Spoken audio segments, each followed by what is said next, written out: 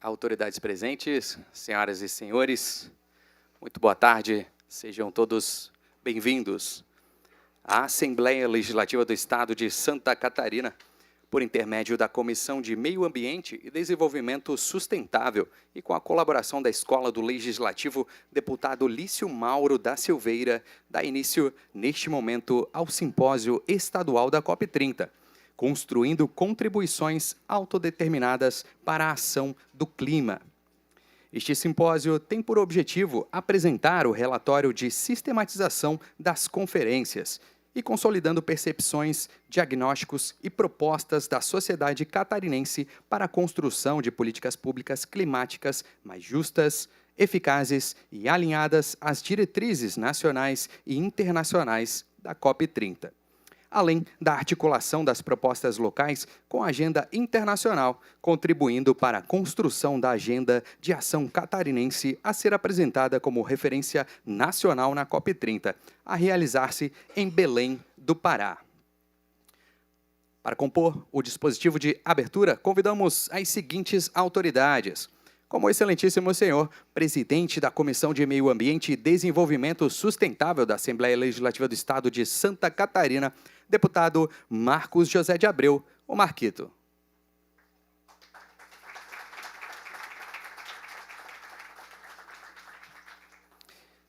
Convidamos o excelentíssimo senhor deputado federal, professor Pedro Uczai.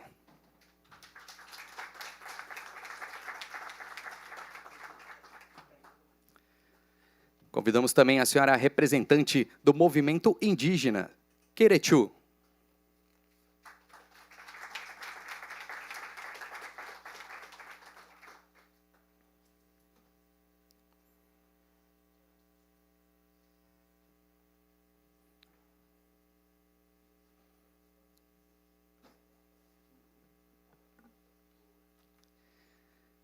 Gostaríamos de convidar também a senhora representante da juventude, a senhora Rosa Maria Pereira Miranda.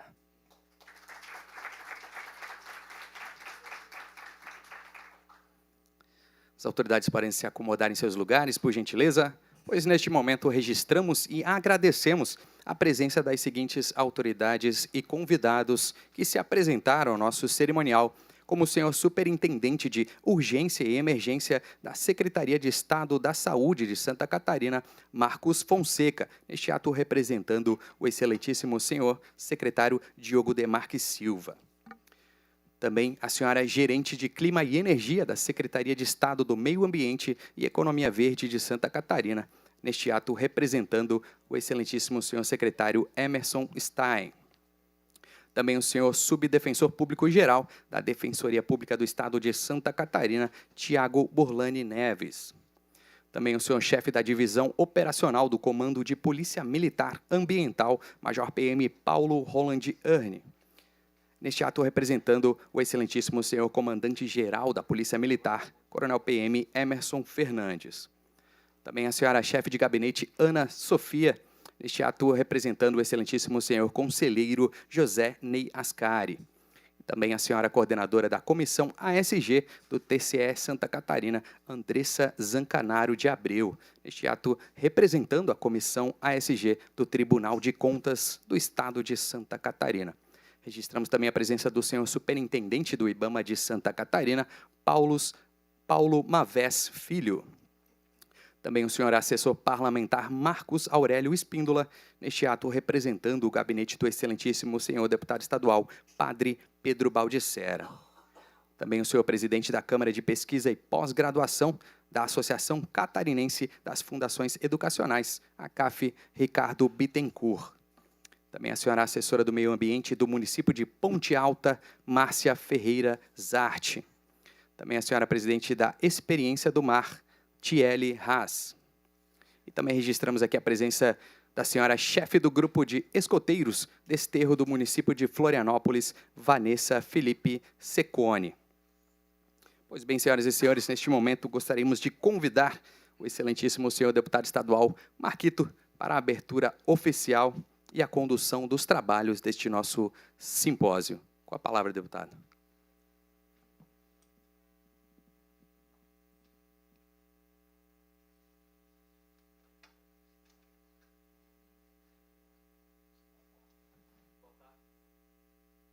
Gente, está funcionando? Sim. Boa tarde. Muito bom estar aqui com vocês nessa tarde. Na verdade, para nós foi, nasceu, esse filho, que é o resultado do processo das 5 conferências preparatórias regionais que nós realizamos aqui no estado de Santa Catarina. Então, primeiro dizer que, para nós, assim, do mandato, diante do tempo espremido, diante das agendas, que cada vez mais nos tomam esse tempo, diante das várias pautas que acabam durante o nosso percurso nos atravessando, a gente conseguiu, em menos de 2 meses, cumprir com essa tarefa pública, social, justa, de conseguir ouvir, pelo menos, conseguir ouvir aquelas quase 1.000 pessoas que estiveram nas 5 conferências regionais no nosso estado. De uma ideia, um estalo que deu dentro da gente de participar de um momento tão importante, que é a COP30 em Belém do Pará. Mas mais do que ir lá e participar, é ter também um momento de poder fazer a escuta e cumprir nossa tarefa social enquanto poder legislativo, enquanto Assembleia Legislativa, enquanto mandato, de fazer as escutas. A gente estava sentindo muita falta desse espaço, a gente estava sentindo uma ausência da mobilização para poder escutar o povo, escutar as diferentes entidades, as universidades, a sociedade civil organizada, as lideranças ambientalistas, lideranças das comunidades, o movimento comunitário, a grande quantidade de pesquisas científicas no campo da questão ambiental, aqueles e aquelas que trabalham diariamente por essa questão e que muitas vezes não tinham o acesso para poder chegar para participar da COP ou participar de algum espaço para poder se manifestar. Então, o que a gente vai apresentar aqui hoje, neste relatório, que tem como título, um título muito bonito e um título muito profundo para nós, que é A Terra Pede Cuidado. A Terra Pede Cuidado é o título escolhido e com muita mística e muita inspiração nesse processo, porque nós tivemos a oportunidade de ter o Leonardo Boff conosco numa das atividades, e ele, assim como o Papa Francisco, há algumas décadas, ele fala sobre o cuidado com o planeta. E o Papa Francisco, na Laudato Si, ele aprofunda isso que o próprio Leonardo Boff vem falando há algum tempo, dentro da própria igreja, e depois saindo da igreja, discutindo isso como a ética. E a ética é o que tem permeado, não sei se vocês têm observado, mas a ética tem permeado o discurso da Marina Silva sobre o principal e o maior compromisso e o maior legado que essa COP30 no Brasil pode trazer.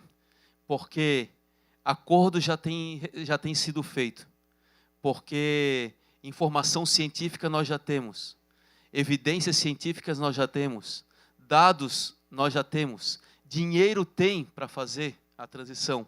Agora é preciso aprofundar o acordo ético. Então eu quero dizer que eu fico muito realizado, muito feliz de poder estar entregando para a sociedade, em conjunto, com esse conjunto de entidades parceiras, esse documento onde o título é A Terra Pede Cuidado. Então, essa é uma síntese do nosso trabalho. Eu quero aqui inicialmente agradecer profundamente toda a abertura e a liberdade que eu tive dentro da Assembleia Legislativa, com a presidência do deputado Júlio Garcia, com a Comissão de Meio Ambiente. Na Comissão de Meio Ambiente eu quero fazer uma menção especial ao Caio Miranda, que foi quem conduziu todo esse processo e coordenou também a síntese desse documento. Quero agradecer a toda a equipe do mandato e também a equipe técnica da Assembleia. Agradecer a confiança da presidência da COP de estar conosco, a confiança do deputado Pedro Kizai, que agregou esse processo como representante da Câmara Federal, e agradecer aqui todas aquelas lideranças que fizeram a composição das mesas. Nós tivemos uma metodologia que passou por composição de uma mesa com representações da sociedade civil, dos movimentos indígenas, quilombolas, dos movimentos negros das periferias, das universidades, cientistas, da juventude, e depois nós abríamos as falas para coletar também as contribuições. E a gente foi muito tranquilo, a gente conseguiu ouvir as pessoas diante do tempo. Quero agradecer também a flexibilidade da equipe da LES, que teve audiências dessas que foram até às 11 horas da noite, né? E teve audiências dessas que conseguiu escutar as pessoas, não saiu ninguém sem ser escutado. Então, teve uma capacidade, a gente conseguiu ter uma capacidade de fazer essa escuta. E agora espero que aqueles e aquelas que participaram se sintam representados nesse documento, porque é o nosso documento que não acaba aqui. E aí eu quero começar a fala dizendo que o nosso ponto de chegada não é a COP30. A COP30 em Belém do Pará é nosso ponto de partida agora, porque a gente conseguiu ouvir desde as contribuições, ações que são referência no nosso estado, como as escolas do mar, mas que, como referência, ainda assim reivindicam o seu lugar e a sua estrutura. A gente tem aqui como ações de referência no estado, como os movimentos agroecológicos e a agroecologia, que está aí há mais de 40 anos movimentada pela sociedade civil organizada, as cooperativas e associações, só que no momento em que ela diminui a sua quantidade de agricultores e agricultoras e que não consegue encontrar subsídio, apoio, financiamento, assistência técnica, e que estão aqui também sendo reivindicadas. E todas aquelas manifestações que foram colocadas no sentido de contribuições mesmo.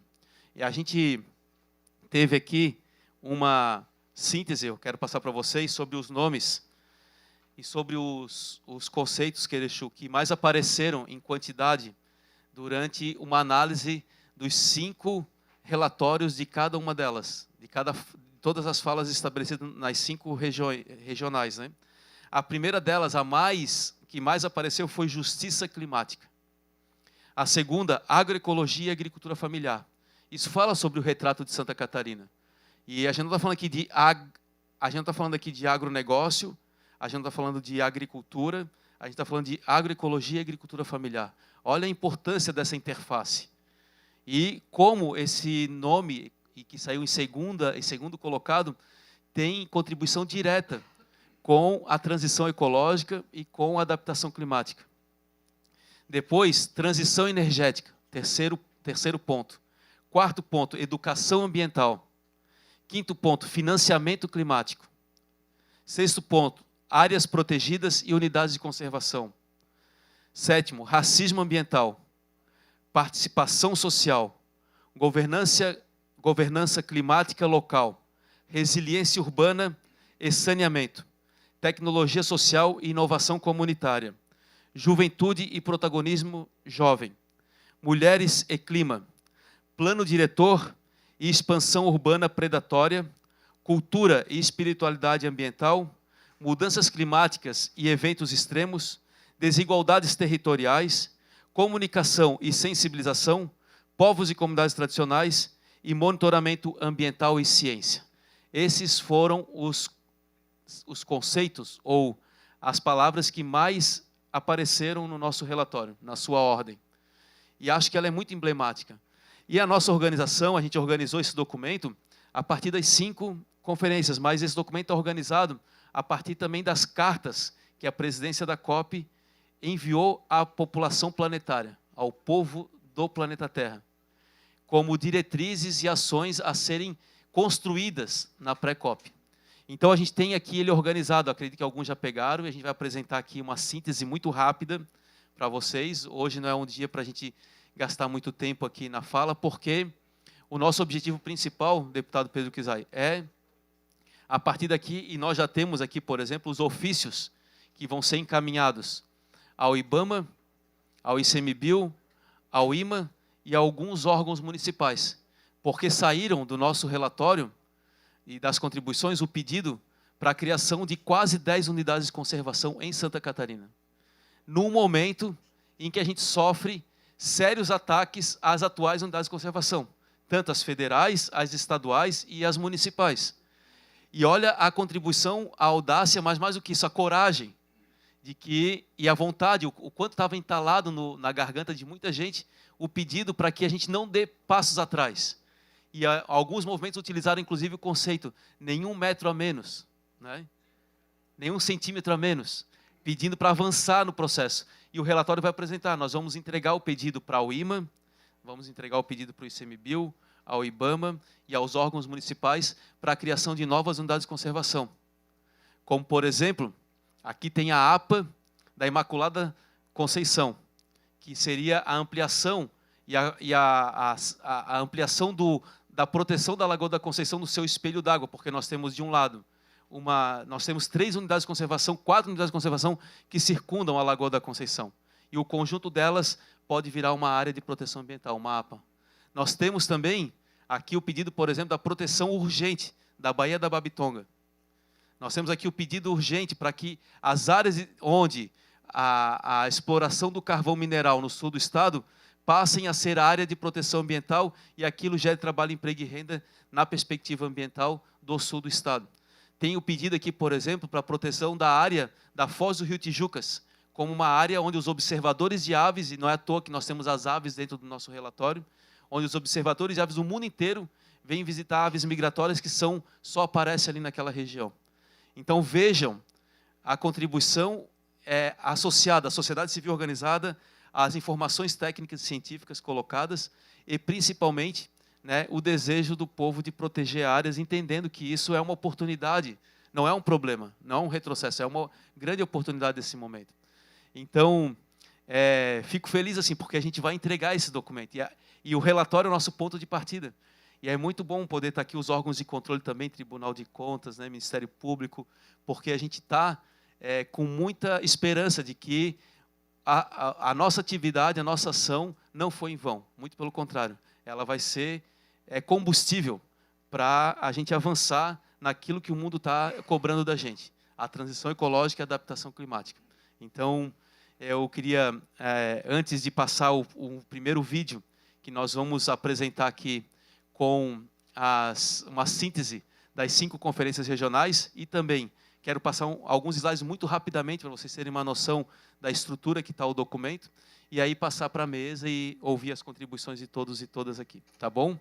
Então, agradecer muito a presença de cada um e cada uma, e a gente ter conseguido também realizar esse grande fato, né, que é poder ter ouvido a população catarinense e integrá-lo num documento final, onde todos e todas vão ter disponível nas suas mãos, e a gente vai fazer agora a luta institucional, comunitária, dos movimentos, das universidades, para que as ações e as propostas que aqui estão virem realidade e a gente consiga fazer aquilo que cabe à nossa parte, que é proteger o meio ambiente e sair desse lugar que nós nos enfiamos, que é um dilema e um abismo diante da crise climática e da emergência climática que a gente vive. Então é isso, gente. Obrigado.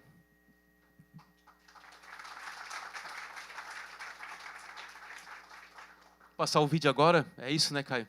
Aquele videozinho. Aí eu passo para a mesa e depois a gente monta a estrutura. Pode ser? Tem um videozinho aí com vocês? Santa Catarina construiu suas contribuições para a COP30. Foram 5 conferências regionais realizadas pelo nosso mandato, pela Comissão de Meio Ambiente da Alesc, Escola do Legislativo, junto com a presidência da COP30 e o deputado federal Pedro Uxai. Durante o processo de escuta, movimentos sociais, universidades, comunidades e entidades ambientalistas apresentaram dezenas de propostas. Entre elas, ampliação das unidades de conservação, justiça climática e educação ambiental. Também surgiram propostas para financiar ações locais e fortalecer as comunidades que vivem a transição agroecológica. O relatório reúne vozes de agricultores, pescadores, quilombolas, povos indígenas e ribeirinhos de todo o estado. Uma construção coletiva de Santa Catarina rumo à COP30, por justiça climática e cuidado com a vida.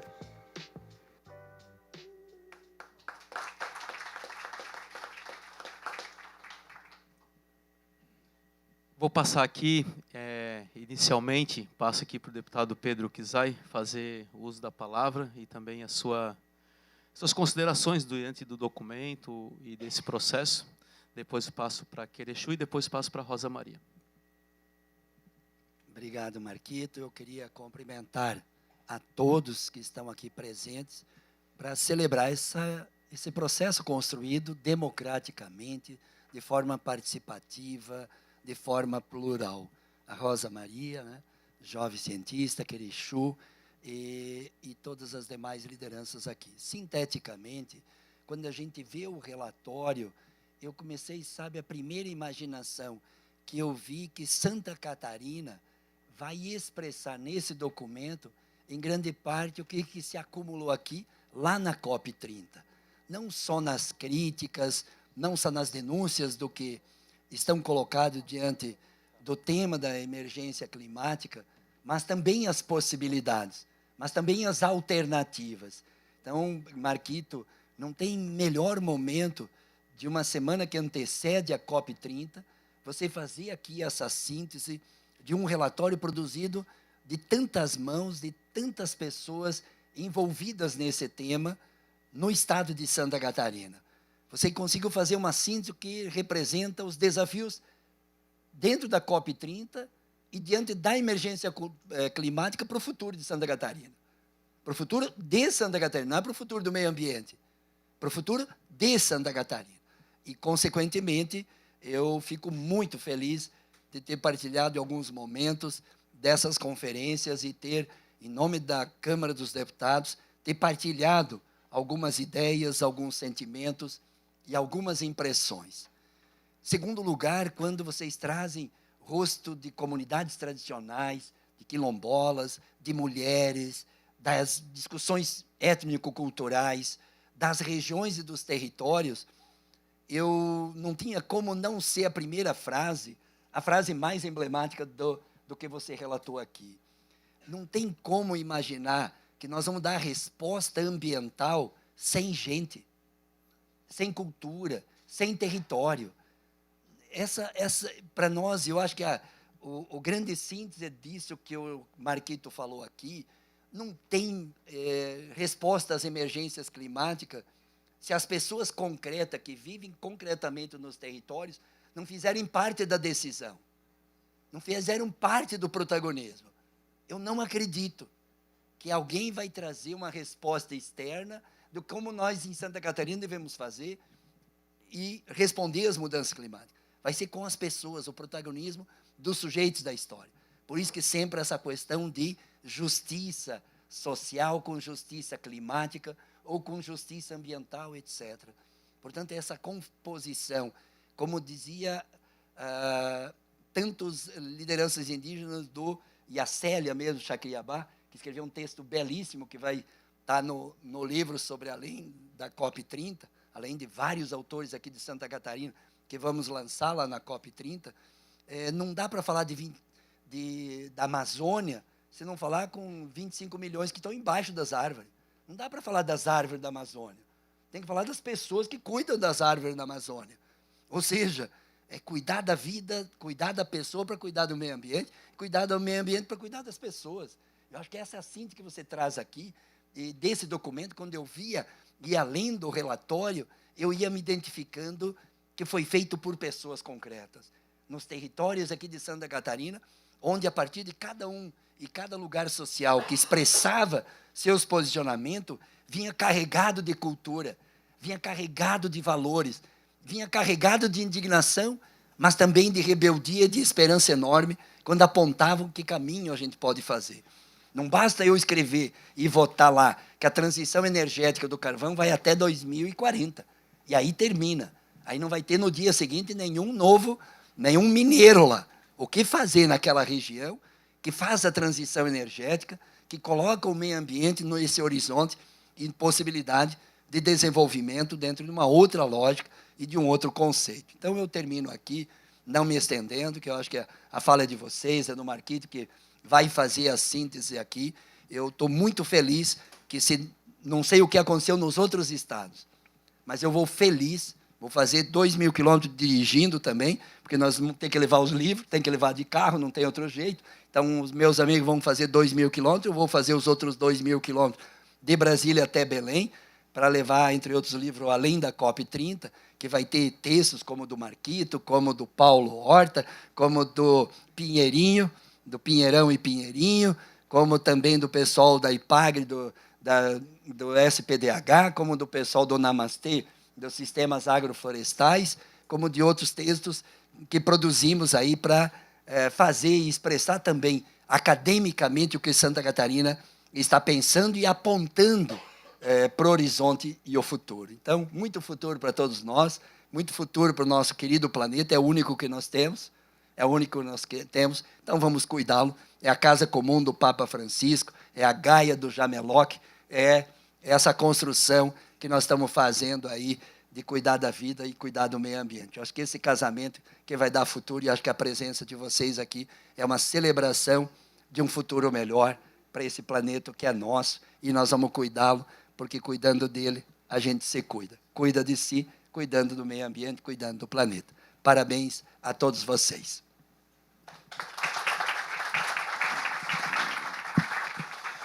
Obrigado, Pedro.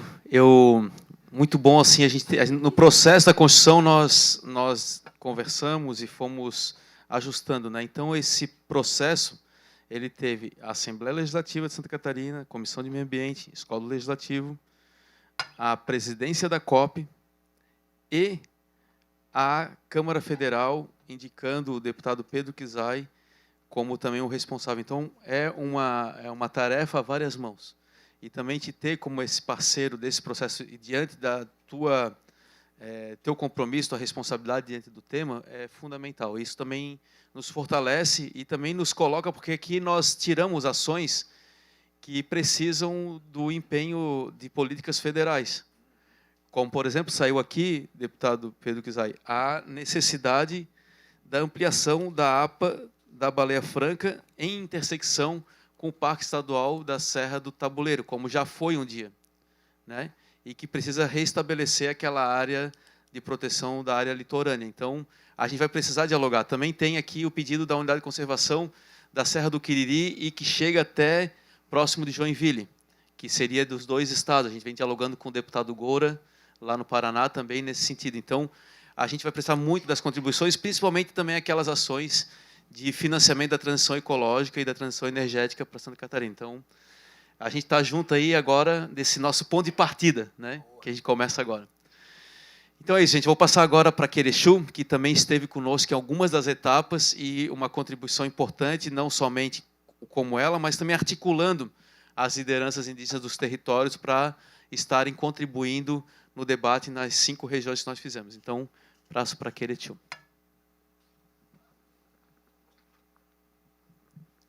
Boa tarde a todos e todas. Para mim é um momento bem importante, né? Esse momento quando o Marquito propôs, né, de fazer essa andança pelo Estado, né, fazendo esse diálogo e provocando, né, a sociedade. A gente, enquanto povos indígenas, né, tinha essa expectativa, né, de poder nos ver dentro desse espaço, né?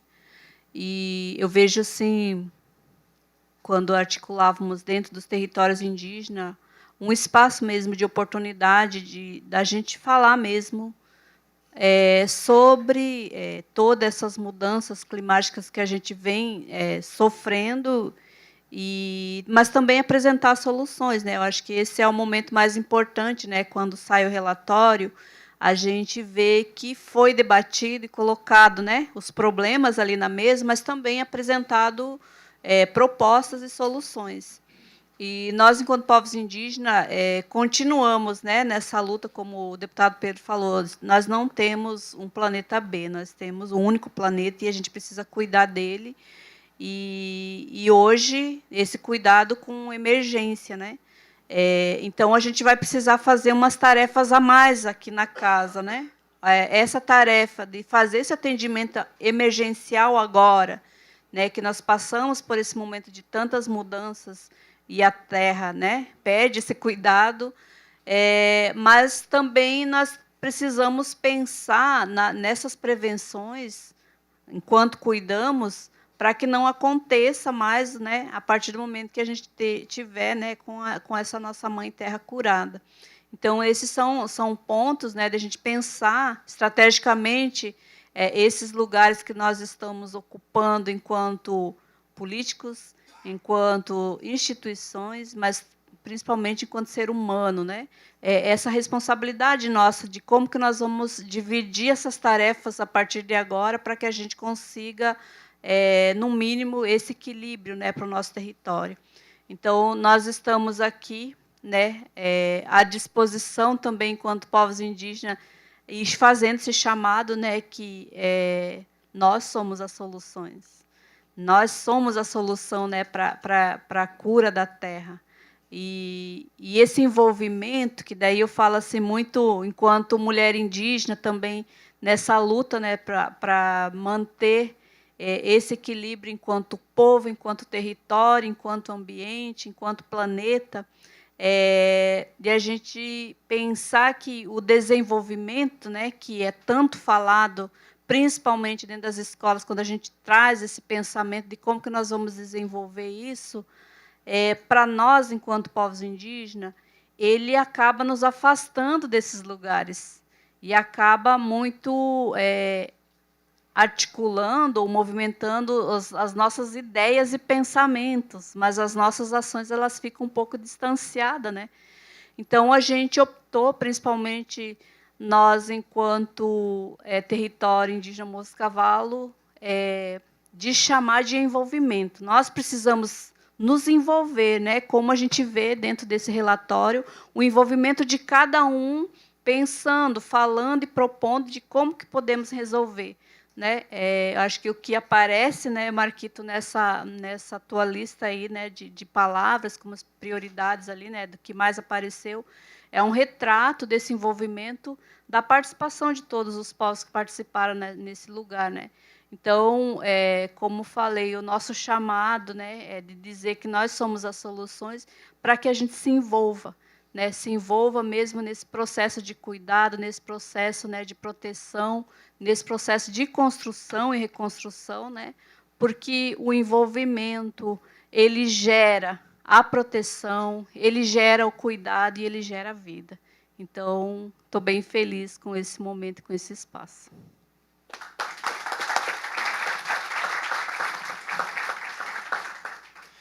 Obrigado, Querexu. E nas falas, a Querexu também sempre traz essa mística, né, e esse lugar hoje, né? E nós temos dados que mostram isso. Hoje, as áreas mais protegidas são as áreas demarcadas, as áreas indígenas, né? Elas demonstram que o povo que sempre esteve ali é o povo que sabe cuidar e que sabe lidar com a dimensão de que a gente vive sempre, está vivendo essa emergência e que tem saídas. Eu tenho acompanhado alguns trabalhos da Querexu lá no território indígena do Morro dos Cavalos. Ele faz interface com o Parque Estadual do Cerro Tabuleiro, tem um plano de manejo conjunto, sabe, de uma área que é super importante. E se for ver o que tem sido feito num dos morros da frente da casa da Querexu em pouco tempo, quantos anos que foi aquele trabalho ali da... Sim. 2018, né? 7 anos tu vê água brotando, gente. Lugar que não tinha mais água. Plantando água. O povo está plantando água. E aí a gente teve lá na terra indígena lá no oeste aquele dia, terra indígena do Condá, e o povo não tem água para beber. O povo passa um tempo que não chega água na casa. E a gente caminhando pelo território, indo lá onde que eles estavam fazendo algumas captações de água. Imagina, gente, 2025, dezenas de famílias vivem sem água em Santa Catarina. Tá? E a gente viu que tem alguns charcos que, primeiro, é um descaso de ausência de política pública da base, né, de ter água para as pessoas, básico, mas também a gente observou que é o olhar sobre plantar água naqueles charcos e naquela forma de chegar a esse tipo de apoio, assistência técnica, financiamento, compromisso com esse trabalho. E aí a Querexu maravilhosamente contou essa história de que plantaram água no território dela. E isso retoma, assim, é como se retomasse o próprio território, né, Querexu? Então, isso está acontecendo no dia a dia. Isso está acontecendo nos territórios. Por isso a importância de reconhecer as comunidades indígenas do nosso estado, reconhecer que estão ali e que têm o seu trabalho histórico, mas que é preciso também proteger esses territórios, demarcar essas terras, porque ali é que a gente sabe que vai ter uma ampliação da proteção ambiental. Então, veja o quanto que a volta que a gente deu para falar do básico, né? E queria dizer que essa contribuição ela apareceu em muitas falas. E tem grupos, né? A gente conheceu a Associação de Mulheres Indígenas lá do oeste né, Caingangue, e a importância do trabalho delas no cuidado com aquele território, com as famílias e com as crianças e com a saúde, com a questão ambiental. Então, foi uma oportunidade nossa também de poder ouvir, mas também entender e reconhecer essas ações que estão acontecendo, né? Então, agradecer muito, Querechu, por essa parceria e agora que esse documento nos dê mais ânimo para continuar, né, nesse processo. Agora eu passo para a Rosa Maria, para poder fazer a contribuição dela como jovem, como cientista, como a contribuição que ela deu conosco, também representando a visão da ciência aqui com a gente, né? E é isso, uma jovem mulher cientista. Por favor. Boa tarde.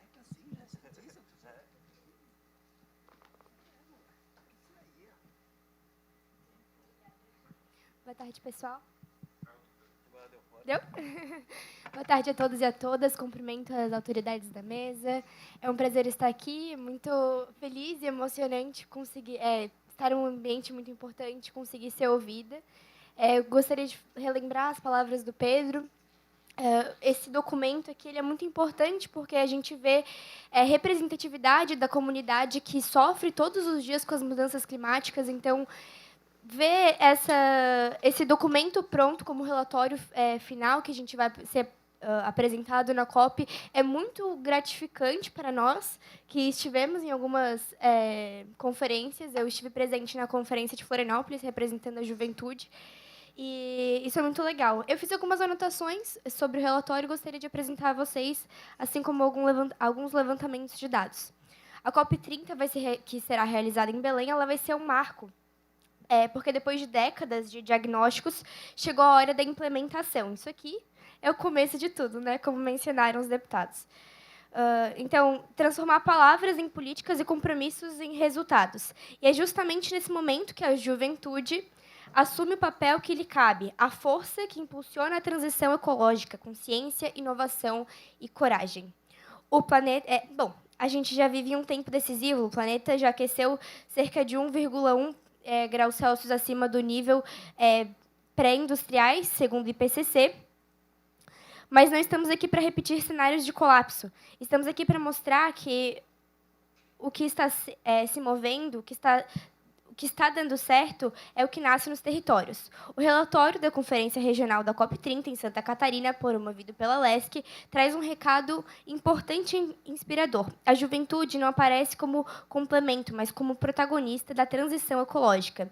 Em todas as regionais, Lages, Joinville, Criciúma, Florianópolis e Chapecó, a juventude apresentou propostas concretas, embasadas e viáveis. Essas demandas não vieram de laboratórios distantes, mas sim dos territórios, das comunidades e das escolas. Elas mostraram que a juventude sabe o que quer e que precisa, e que sabe fazer acontecer.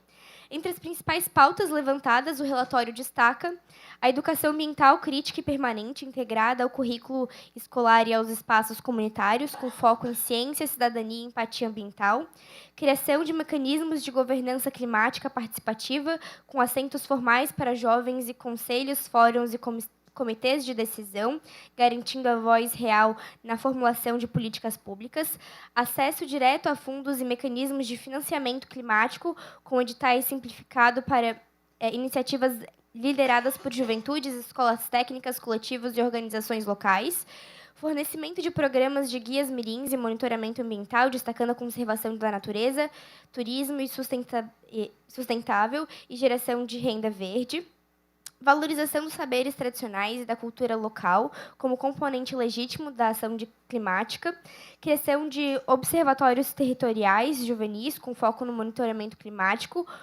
e, por fim, o fomento à inovação e à ciência cidadã, integrando universidades, escolas e comunidades em projetos de tecnologia social, energia renovável e bioeconomia. Essas não são ideias abstratas, são projetos de implementação imediata.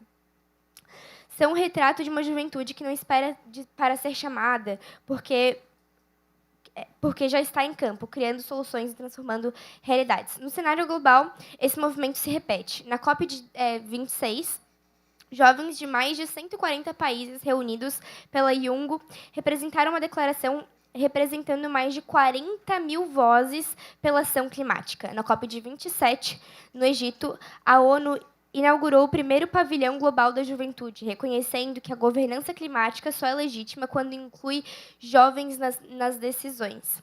E agora, na COP30, no Brasil, o mundo volta os olhos para o país que tem a juventude mais plural e inovadora, uma das mais, né, na América Latina, que está provando que as respostas às crises climáticas podem nascer daqui. Ser catarinense nesse contexto, então, tem um significado muito especial para a gente, com a diversidade territorial e cultural das serras ao litoral de Santa Catarina, é um laboratório vivo da ação climática. Como diz o relatório, a diversidade ecológica e cultural torna o Estado um verdadeiro celeiro de soluções frente aos desafios das mudanças climáticas. Bom, eu vivi isso de perto. Eu fui monitora ambiental da Ilha do Campeche, construí do zero um nanosatélite para a preservação ambiental de manguezais, que contribuem às mitigações climáticas, e agora participei de um hackathon da NASA, integrando com inteligência artificial 3 grandes bases da NASA, para criar um sistema integrado para a defesa civil de alertas a eventos extremos que acontecem aqui. E isso é replicável no mundo inteiro. Recebemos agora o resultado final, que fomos indicados ao Global da NASA. Por isso é tão importante que a juventude catarinense esteja na COP30, não apenas para representar, mas para inspirar, porque mostrar que o Brasil é jovem, é capaz de unir tecnologia, afeto, ciência, cultura, planejamento e ação, que o protagonismo juvenil é sim uma forma de diplomacia, uma diplomacia climática feita de cooperação, conhecimento e propósito. Quando um jovem catarinense fala pela COP30, ele não fala por si só, mas fala por uma geração que está desenhando políticas públicas locais com impacto global. Mostra que o Brasil não é apenas um país que sofre com mudanças climáticas, mas um país que lidera soluções, como juventudes que já estão fazendo essa transição acontecer. Como resume bem o relatório, o que nasce nos territórios deve ecoar no mundo. E as vozes de Santa Catarina ecoam em Belém e de Belém ecoem pelo planeta. Bom, como escreveu o Leonardo Boff, grandíssimo, que esteve presente com a gente na conferência aqui em Florianópolis, a esperança tem 2 belas irmãs, a indignação e a coragem, pois é com coragem, competência e compromisso que a juventude de Santa Catarina se apresenta ao mundo.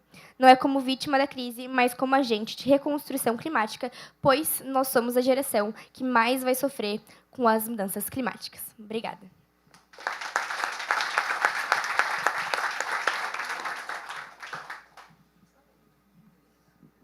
Muito bom, Rosa Maria, muito bom te ouvir. E, mais do que isso, ela já fez a tarefa de casa, que é ler o relatório e já trazer as contribuições, né? Muito importante para a gente. Amanhã vai ter um encontro lá em Navegantes, com os Jovens pelo Clima, que é coordenado por uma professora da Univale, em parceria com o Instituto Edgar Morin, e que também tem uma comitiva de Jovens pelo Clima do Mundo, com 150 membros, que vão estar na COP30 em algumas ações, né? E eles vão estar discutindo um dos debates que vai ter é sobre a questão da cultura oceânica, né? E vai acontecer lá na Casa dos Oceanos, que é uma articulação entre várias organizações não governamentais do mundo, que vão estar com a Casa das 11 Janelas, se não me engano, né? Que vai estar discutindo, o professor Paulo Horta vai estar lá também, as escolas do mar aqui de Santa Catarina vão estar com um stand e uma roda de conversas. E essa articulação é bem interessante, Rosa, de poder a gente trazer para próximo da gente. Então, o Instituto Edgar Morin é quem está articulando metodologicamente esse movimento global da juventude pelo clima, né? E a gente pode fazer essa ponte também, né? E também ficou um chamado aqui da Rosa, que é a participação das juventudes de Santa Catarina na COP30, né? Então, esse espaço. E a gente fica muito realizado por ter oportunizado também, através desse processo, a escuta. Eu acho que eu senti um monte de garganta trancada de pessoas que não tinham espaço para poder contribuir e encontraram nesse processo esse espaço, esse lugar, né? Então, muito bom ouvir isso também e saber que a gente cumpriu, que era um pouco do que a gente tinha como ideia, assim, sabe, de que as pessoas querem participar, mas não sabem por onde e tal, por isso a gente fez os seminários, né, ou as conferências regionais. Então é isso, gente, né? Eu acho que a gente apresenta agora, Caia, isso rapidamente, e aí eu vou abrir as falas. Já tem algumas pessoas inscritas a isso? Eu vou falar ali, vai ter passa os slides para nós.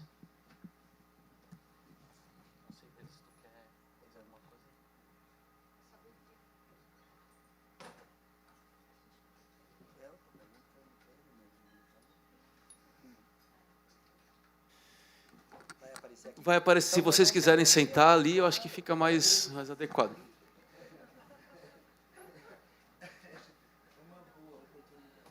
Porque também tem ali do lado, mas...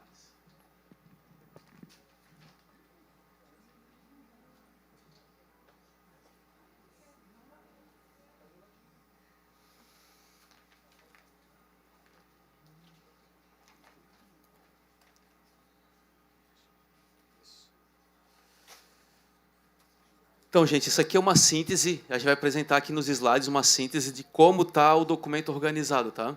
Então, ali é uma síntese, tem muito mais no documento. E tem muito mais ainda nos anexos do documento, que são de onde a gente extraiu, né? Que foram os relatos de cada conferência, documentos que nós recebemos, contribuições que nós recebemos também, para além dos dias das conferências regionais. Então, a gente tem uma série de documentos que a gente acabou recebendo. Teve documento como, por exemplo, a delegação catarinense, que foram para a Conferência Nacional de Meio Ambiente, enviou também o documento. A gente também utilizou como base esse documento, utilizou outros documentos como referência também. Cartas que saíram, né? Então, só para vocês terem uma ideia. Por isso que as contribuições autodeterminadas, né? Essa é uma etapa das preparações da COP, pela presença da COP. Então, essa síntese depois a gente vai ter disponível também, né, os documentos que foram utilizados de referência. Pode passar, por favor. Então, esse aqui é o Leonardo Boff, ele foi uma inspiração ética, da mística também desse processo, porque ele participou ativamente conosco. Então, nós não estamos indo ao encontro do aquecimento global, nós já estamos dentro dele, né? Então, essa é uma citação de uma fala, durante a fala dele. Pode passar. Porque sempre teve essa ideia, né, de nós um dia alcançaremos, né, chegaremos lá nesse mundo colapsante, né, e, na verdade, a gente está vivenciando ele, a gente está dentro desse processo. É uma realidade. É importante reconhecer para poder ter atitude e agir, né? Então, aqui a parte mais técnica, né, das parcerias que aconteceram e como que foi realizado, já falei aqui para vocês durante a minha fala, pode passar. E aqui, o nosso objetivo principal é construir as contribuições autodeterminadas para enfrentamento da emergência climática. E aí os locais que aconteceram foi Lages, Joinville, Criciúma, Florianópolis e Chapecó. E elas mobilizaram representantes da sociedade civil, universidades, movimentos sociais, povos e comunidades tradicionais, gestores públicos, parlamentares, estudantes, agricultores, pesquisadores e organizações da sociedade civil. Nós tínhamos uma intenção inicialmente, que era ter mais participação, professor João de Deus, do legislativo. Por quê? Inicialmente, nós temos uma tese que o legislativo, no atual momento do Brasil, é um promotor de retrocessos ambientais legislativos. Tá? A gente tem essa compreensão. E a gente queria ter mobilizado e sensibilizado mais ainda vereadores dos municípios, deputados e tal. A gente ainda entende que é uma lacuna. A gente precisa avançar e ampliar essa sensibilização e essa mexida, essa chacoalhada no poder legislativo, porque hoje, no Brasil, no Estado e nas cidades, são eles que estão promovendo os principais retrocessos ambientais. Não é nem tanto o Executivo, tá? O Executivo é a reboque, vem muito mais do poder legislativo. Eu acho que é importante a gente colocar isso, era o nosso ponto de partida. A gente não conseguiu mobilizar suficientemente, então, por isso que a gente vai continuar perseguindo isso. A gente teve uma conversa com a UVES, que a gente quer aproximar ainda mais os vereadores, né, porque a gente precisa avançar um pouco mais. Pode passar? Metodologia, a gente usou as 3 dimensões, né, de qual a COP 30 determina, de alguma forma, a dimensão ética e de valores, né, as orientações do balanço ético global, que é um documento também extraído pela presença da COP, a dimensão técnica e científica, né, os 6 eixos da agenda de ação da COP 30, que é a garantia que a gente saia como uma COP da implementação e da execução, e a dimensão territorial, que é o contexto específico de Santa Catarina, a plataforma de registro das soluções. E aí tudo isso que saiu aqui, a gente também registrou na plataforma de soluções, é isso, né, Caio? Tudo isso que saiu de propostas, proposições e de exemplos bem-sucedidos de Santa Catarina, nós também tivemos o cuidado de colocar lá naquele banco de propostas e de soluções do qual a presença da COP abriu. Tá? Então, só para vocês terem essa dimensão que a gente fez a tarefinha de casa ali, né? E a pluralidade garantida, que é ouvindo as vozes, movimentos sociais, como eu já falei, né? Então, foi um cuidado, assim, em 2 meses, né? Ter conseguido garantir isso é um trabalho. Vou passar aqui, é isso? Boa. Então, o balanço ético geral, dimensão ética e de valores, né? Ele traz um primeiro ponto, que é o modelo de produção e consumo. Isso apareceu muito, né? A raiz da questão é esse modelo de produção e consumo e a cadeia de produção e consumo, que ele precisa ser alterado do ponto de vista do quanto, né, que ele é gerador da destruição e da produção, por exemplo, né, da produção do próprio racismo ambiental. Né? Essa cadeia, essa concentração de riquezas, o quanto que os donos do capital acabam explorando os territórios locais a qualquer custo, né? E isso é resultado de um modelo e que tem a sua base, que é no modelo de produção e consumo. A questão da monocultura foi classificada como um crime em tempos de aquecimento global, pois destrói recursos hídricos, agrava a fome e amplia as desigualdades. Então, parece duro, mas é a realidade. Né? É isso. Então, é importante que esse documento também ele extraia dessa realidade. Né? O segundo ponto, que é ciências, saberes tradicionais e desinformação, e isso apareceu muito nos nossos processos de escuta, o quanto que a desinformação tem atrapalhado imensamente o avanço de tomada de decisão, inclusive, e de que as pessoas se engajem num processo de mudança e de transição ecológica, porque a disputa de narrativa e as disputas sobre a desinformação são muito desleais do ponto de vista do momento para dar um passo à frente. Então, as pessoas acabam falando, não, deixa disso, isso aí não é tão verdade assim, e acaba com que a desinformação seja um motor também da inércia para as mudanças necessárias que são urgentes e emergentes, e emergenciais, quer dizer. Então, é importante trazer essa dimensão, porque a gente ouviu muito isso. Né? Eu estava sempre com o ouvido muito atento, a gente ouviu muito isso. O problema da desinformação. Né? E a gente fez todas as atividades, quase todas elas, ou todas elas dentro de universidades. Todas elas dentro de universidades. Tá? Então, é isso, a ciência frequentemente não chega no espaço de decisão, permanecendo restrita à academia, já que os saberes tradicionais indígenas e comunitários seguem invisibilizados. Então, a gente precisa avançar nesses 2 pontos.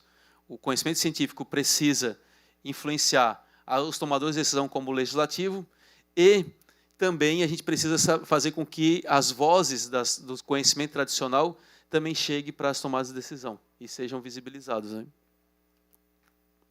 Tem uma coisa interessante aqui no nosso relatório, né? Que é a falta de educação política e ambiental capaz de formar cidadãos conscientes e críticos, aptos a cobrar a aplicação das leis e a reconhecer a interdependência entre conhecimento e ação pública. Né? Imagina se o povo assumisse essa parte do pensamento crítico e de cobrar realmente as ações efetivas. Né? Como que hoje a gente não tem justiça tributária associada à justiça climática, gente? Como que hoje, para isentar tributos e impostos, não tem um critério definido que somente aquelas atividades que garantem proteção ambiental e promoção da saúde, por exemplo? Né? Isso deveria ser o básico para um momento emergencial do qual a gente vive. Né?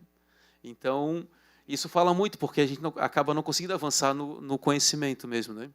E na informação, e a educação política e ambiental caminham juntas. Essa é uma constatação das nossas escutas. Né? O 3 é a responsabilidade global e financiamento climático, então não vou me estender, mas a urgência de que os acordos globais, né, eles chegam no território. Aqui eu vejo muita gente que atua... Tu tirou quanto eu vi na postagem? 1 tonelada de lixo do costão. sozinha, com a mão dela. E pergunta quem financiou isso. Ela se autofinanciou. Então, esse tipo de ação, por que não? Esse tipo de atividade não consegue garantir trabalho, emprego e renda. E as pessoas tenham financiamento para poder fazer essas ações de reversão desse cenário, né? Então, é isso. Então, foi o que mais saiu. E aí tem mecanismos, óbvio, né?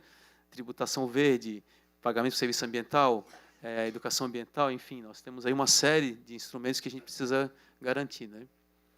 E a transição energética deve ser financiada pelos países historicamente responsáveis pela maior parte das emissões globais, garantindo que os países vulneráveis possam investir em adaptação e mitigação. O quarto, saberes culturais, espirituais e tradições, né? Destaca-se o valor do saber cuidar, inspirado em Leonardo Boff, que relaciona a ética, espiritualidade e ecologia, e também dos povos indígenas, como os Biá-Guarani, que as suas religiões de matriz, também as religiões de matriz africanas, foram reconhecidas como guardiões das práticas que ensinam a viver em equilíbrio com a terra, seja por meio da cura da terra, do reflorestamento das mentes, ou da sacralização da natureza como altar da vida. Então, aqui também fala o quanto que existe esse apagamento, tanto das religiões de matriz africana, quanto também da cosmovisão indígena, da importância e da indissociação, como é indissociável o meio ambiente, ser humano e espiritualidade, e quanto que isso é fundamental e é combustível para a proteção e para o cuidado com a natureza, né? Então, isso apareceu nas nossas falas. Muitas falas foram colocadas nesse sentido. O quinto é mobilização, diversidade e esperança. Então, está dentro, né, do ponto de como é necessário a gente furar a bolha e levar o debate climático para as escolas, periferias e territórios vulneráveis, articulando arte, cultura e comunicação popular. O Pedro Cusai, quando eu entrei, ele falou que tinha lido e isso tinha chamado a atenção dele, né? Isso apareceu muito, porque a gente tem observado a importância da arte e educação no processo de sensibilização também, né? Isso apareceram em muitas das falas e as formas e estratégias de furar a bolha dentro do debate. E muitas vezes a gente fala assim, não, isso é um debate elitizado. Discutir meio ambiente é elitizado, não chega na necessidade concreta e real do dia a dia das pessoas que estão nas periferias, por exemplo. E a gente constatou que isso não é uma verdade, muito pelo contrário. A gente ouviu muitas, principalmente juventude e periferia, falando da necessidade. Lá em Joinville, apareceram muitas falas de gente que está à periferia, lá boa parte da periferia está dentro dos manguezais, está próximo dos manguezais. E o quanto que isso tem afetado a vida daquela população. E é uma periferia que não está no morro, não é uma favela no morro, mas muito pelo contrário, é uma periferia que vive o movimento climático na veia, entende? E o quanto que isso chega e tem constatação direta com a vida deles, né? E é isso, né? A esperança tem duas belas e formosas irmãs, a indignação e a coragem. A Rosa Maria falou isso para a gente e foi também extraído de uma das falas do Leonardo Boff durante a exposição dele, né? Depois aqui a gente teve os celeiros de soluções que foram cadastradas junto à presidência da COP, e aí a gente colocou aqui que a transição climática em Santa Catarina exige uma ação coordenada entre Estado, município, sociedade civil, setor produtivo e academia. As proposições a seguir foram construídas de forma participativa nessas nossas conferências e apontando diretrizes para políticas públicas integradas, territorializadas e de longo prazo. Então, aqui tem a transição energética justa, que é uma grande pedra no sapato de Santa Catarina, né, Paulo Horta? Né, o Santa Catarina levou isso para uma das COPs como na verdade, uma transição, não pode chamar de transição aquilo, porque é de muito prolongada, e não apresenta passos de uma transição, é só uma transferência, vamos chamar assim, né? E isso tem um custo alto. A gente ouviu o pessoal do sul do estado, se vocês, quem estava lá na de Criciúma, o pessoal falando, olha, tem algumas carboníferas fechando e a gente não tem a substituição do lugar desses 1.500 empregos e trabalhos, assim por diante. E o povo querendo pedir, sabe o quê? Turismo de base comunitária, transição para a agroecologia, geração de trabalho, emprego e renda no local a partir da educação ambiental. Vieram aqui pedir para a gente ampliação de unidades de conservação para que aquilo pudesse gerar trabalho, emprego e renda naquelas unidades de conservação, através do guiamento, através do turismo de aventura, uma região super linda, né? Então, vejam, o povo tem solução para a transição. Por que não está nos documentos da transição justa esses elementos e a gente conseguir aplicá-los passo a passo? E a gente colocou aqui, né? Uma das unidades de conservação colocadas é a ampliação de uma área carbonífera, inclusive. Então, a gente tem colocado aqui, sabe, que é eliminar subsídio à geração termoelétrica de carvão e promover a extinção gradual da termoelétrica até 2030, 2040. Então, a gente baixa 20 anos, né, Paulo? Ele está até 2050 hoje no documento oficial, né? Cria planos de requalificação profissional para trabalhadores do setor carbonífero e fomentar cooperativas de energia solar, eólica e de biomassa, por exemplo. Incentivar créditos de financiamento público via Fundo Clima do BNDES para projetos comunitários de energia limpa e fomentar as fontes renováveis de energia mais especiais e com energia solar. Santa Catarina tem despontado como modelo de experiências de cooperativas e associações de energia solar. Isso apareceu tanto no sul do estado quanto lá na região do oeste de Santa Catarina. Então, veja, aqui tem uma proposta bem concreta. Isso aqui, a gente vai participar, eu vou estar representando a comitiva brasileira, vou estar representando a Assembleia Legislativa, e a gente vai participar de 2 debates especificamente sobre isso. E é uma pedra no sapato de Santa Catarina, o Programa de Transição Energética Justa, né? E a gente tem que debater isso nessa casa também, com muita qualidade, né? Agroecologia e sistemas alimentares sustentáveis, então a gente tem aí, propõe-se, né, crédito rural com taxa zero, fortalecimento do PAA, dos programas de aquisição de alimentos e do PNAE, Programa Nacional de Alimentação Escolar com compra direta da agricultura familiar, inclusão das PANCs na merenda escolar, incentiva a compostagem doméstica comunitária e agricultura urbana, e adotar medidas de integração entre ciência e campo, valorizando práticas como sistemas agroflorestais sábios, sistemas de plantio direto de hortaliças, o SPDH como exemplo de boas práticas de manejo sustentável e regeneração do solo. Soluções baseadas na natureza e resiliência territorial. Aqui, gente, isso aqui é a síntese, tá? O documento ele tá tem muito mais outras ações aqui colocadas, é só uma síntese de apresentação. As cidades devem se tornar mais resilientes e permeáveis, aplicando o conceito de cidades esponja, drenagem natural, telhados verdes e bioconstrução. A governança regional precisa articular planos climáticos municipais com estratégias de drenagem sustentável e infraestrutura verde. E aqui, nessa questão, entra a urgência também de que os planos diretores precisam caminhar nesse sentido dessas evidências que nós temos, né? Gestão das águas e de resíduos, priorizar o saneamento ecológico, eliminação do esgoto não tratado, fortalecimento de cooperativas e catadores e aumento das metas de coleta seletiva e compostagem, com foco na política lixo zero e governança hídrica contínua. E aqui se fala muito também sobre a posição de hoje os catadores têm sobre a não utilização do equipamento incinerador como estratégia de tratamento de lixo, né?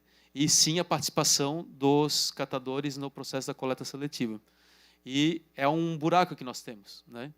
Ano que vem nós faremos 12 conferências, não conferências, mas 12 workshops nas 12 macro-regiões de Santa Catarina, nas 12 meso-regiões de Santa Catarina, para discutir a questão dos planos de gerenciamento de resíduos sólidos nessas regiões.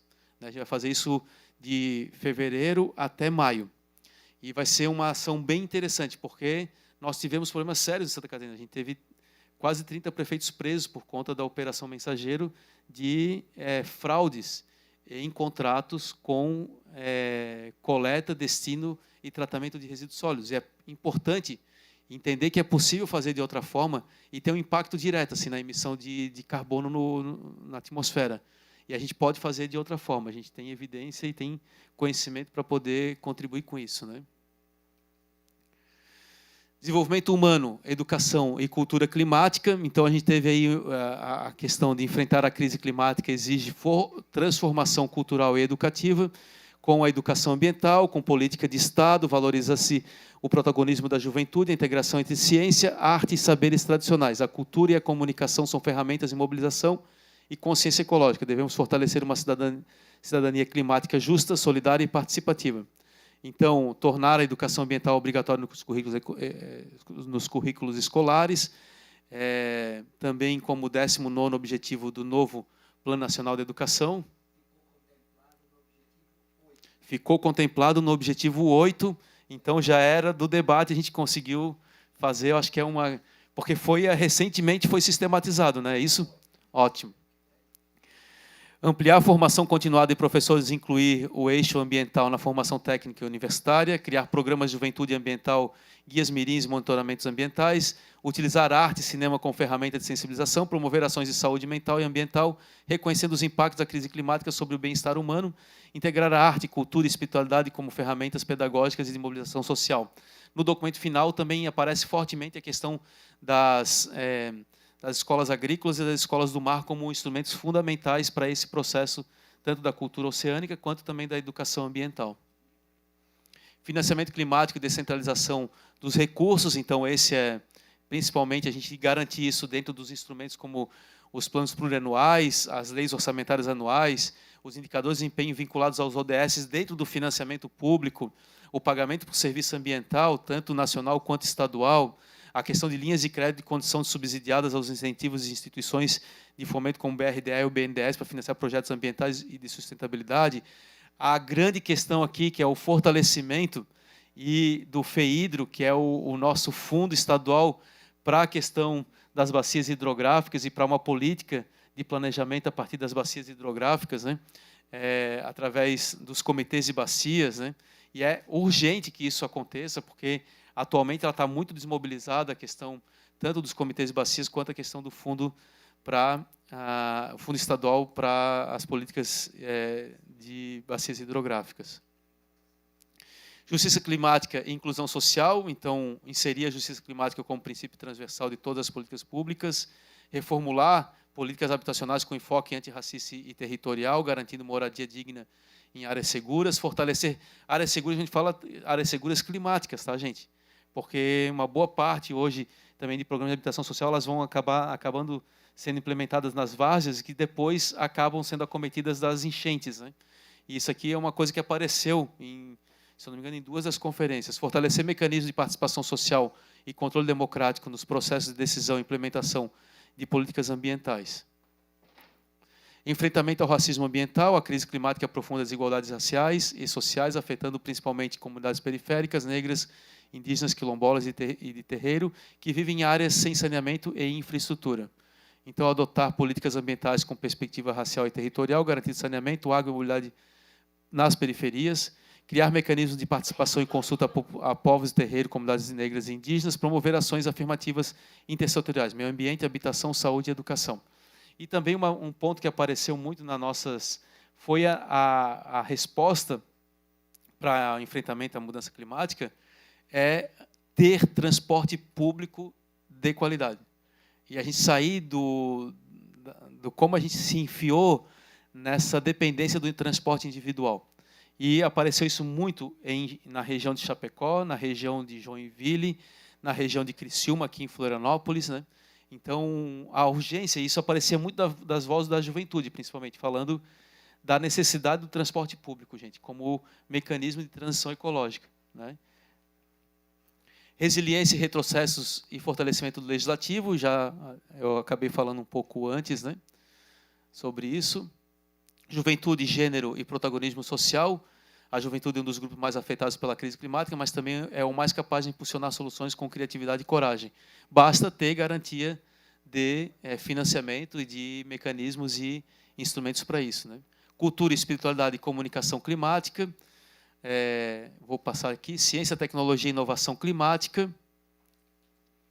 Mobilidade e planejamento ético das cidades. E aqui entra fortemente a questão tanto de arborização urbana, ciclovia, a mobilidade ativa, tarifa zero, transporte público, plano diretor, com foco na justiça territorial, sustentabilidade e combate à especulação imobiliária, a questão dos planos regionais de segurança hídrica, fortalecer os comitês de bacia, a questão de apoiar a proposta de florestas oceânicas para sempre, integrando conservação marinha e costeira à ação climática. Então, aqui tem esse capítulo, ele está muito legal, porque saíram contribuições muito qualificadas, e aí, além dessas, tem muitas outras a serem colocadas, né? Proteção das áreas naturais e fiscalização ambiental. A gente aqui fala principalmente da garantia também do serviço público dos órgãos ambientais, o quanto que vem acontecendo um desmonte muito sistemático, desde os órgãos ambientais municipais, estaduais e nacionais, federais, né, o quanto que é fundamental que esses órgãos ele consiga contemplar a fiscalização, a educação ambiental e também o licenciamento, que eles consigam cumprir com a sua tarefa, que é garantir os 3 elementos do órgão ambiental local, estadual ou federal, e a gente vê que está completamente dilacerado esse processo, e isso tem comprometido demais a própria questão de compreendermos que estamos numa emergência climática. Então, apareceu muito esse elemento, e aí vai desdobrando em várias outras ações, né? Então, vale a pena também ler esse capítulo.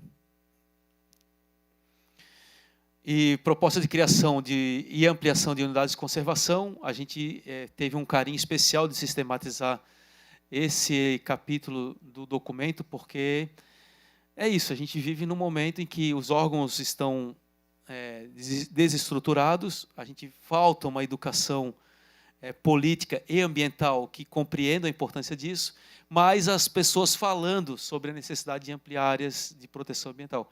Por que é isso? Porque a floresta de pé, a água, a biodiversidade, a garantia daquele ambiente protegido é uma garantia para que a gente tenha a garantia da possibilidade de futuro, né? Então, aqui entra o pedido de área de proteção de algumas áreas ali, especialmente na região de Urubici, dos campos de altitude, dos Peral ali, daquela região.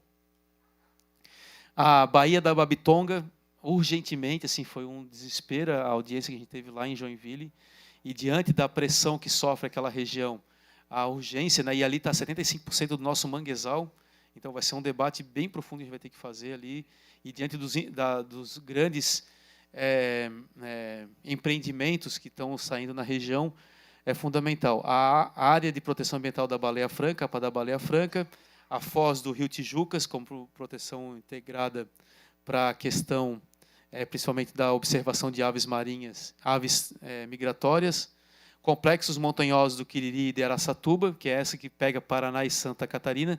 Essa aqui já é uma proposta que está sendo construída, já tem um aval do ICMBio, ela tem um passo adiante e ela vai ser recepcionada pelo ICMBio em breve, então tem um trabalho bem legal acontecendo, a UFSC, a UDESC estão participando desses estudos, né?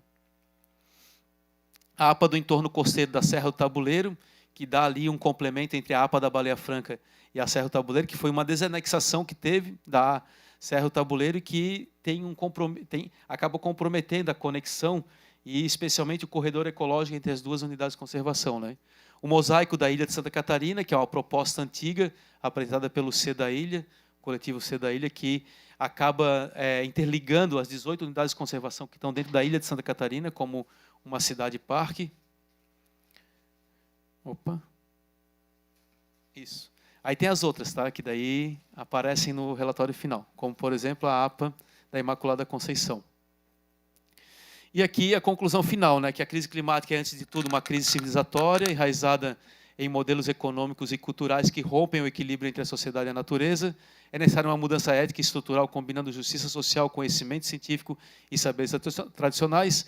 A ação climática deve ser descentralizada, participativa e territorial, articulando energia limpa, agroecológica, biodiversidade, educação e cultura em uma mesma agenda de Estado. As conferências consolidaram um compromisso coletivo de Santa Catarina com uma transição justa e ética, pautada na solidariedade, esperança e responsabilidade intergeracional, reafirmando o Estado como um celeiro das soluções climáticas e referência nacional na construção de um pacto entre humanidade e natureza. E aqui a gente agradece a todos os apoiadores, as inspirações que tivemos, o trabalho técnico da Casa Legislativa, né, todos e todas que tiveram participação, e essa capacidade de fazer também de forma articulada. A gente poderia ter feito uma atividade meio isolada, sozinho, e a gente foi articulando e conseguiu chegar nesse resultado, né? É isso, gente. Está apresentado a síntese aí para vocês. Obrigado.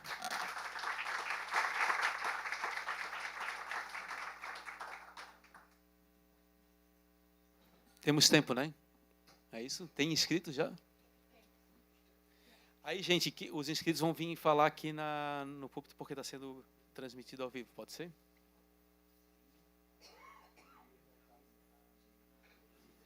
Começa aqui chamando o professor Paulo Horta.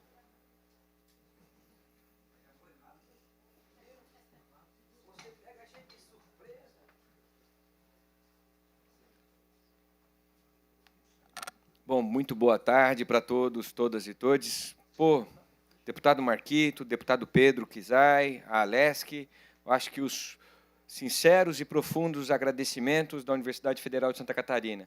A professora Olga, pró-reitora de extensão, ela pede desculpas por não estar aqui representando a universidade, mas ela pegou Covid, então está em casa se recuperando. Mas trazemos aqui a mensagem de que a universidade foi parceira e ela vai continuar sendo parceira durante a COP, nesse processo de dialogar com mais ciência, mais participação popular, integrando aquilo que são parcerias indispensáveis com povos originários e comunidades tradicionais, as soluções que nós podemos ter para evitar grandes colapsos. Agora, é fundamental para que esse processo, né, seja revestido de um sentimento de urgência. Eu acho que isso esteve nas falas aqui do Marquito, do Pedro, da Querechu, mas é muito importante que esse sentimento de urgência nos conclame a todos a uma articulação de todas as instituições. O que nós vemos em Florianópolis, em Santa Catarina, é difícil de acreditar que está acontecendo nesse contexto. Ver uma escola do mar ser demolida, ver discussão de construção de engordamento de praia num cenário de elevação do nível do mar, e sem uma discussão profunda com a sociedade sobre o real diagnóstico do clima do planeta, para que nós tenhamos, e é muito importante dialogar com o Tribunal de Contas, o uso do recurso público, do jeito que está, gente, não dá mais. Já foram bilhões nos últimos 30 anos gastos, enxugando gelo, expondo famílias, expondo tudo que a sociedade tem de mais caro, inclusive familiares, a vida das pessoas ao cenário que está. Então, que seja a COP30 esse espaço de uma grande orquestração de todas as instituições. E eu acho que esse documento, então, deputado, parabéns, eu acho que ele precisa ser uma Bíblia, um documento base para todas as instituições, para que, na verdade, todo mundo parta desse chamamento social. Eu acho que aqui, parabéns, então, por toda a organização, parabéns à Alesc.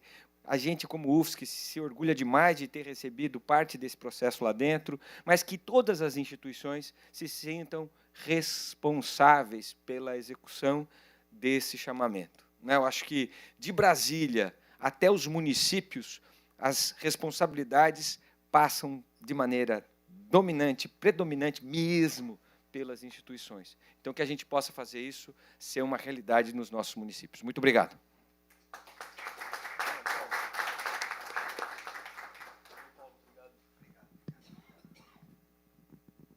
Muito bom, Paulo.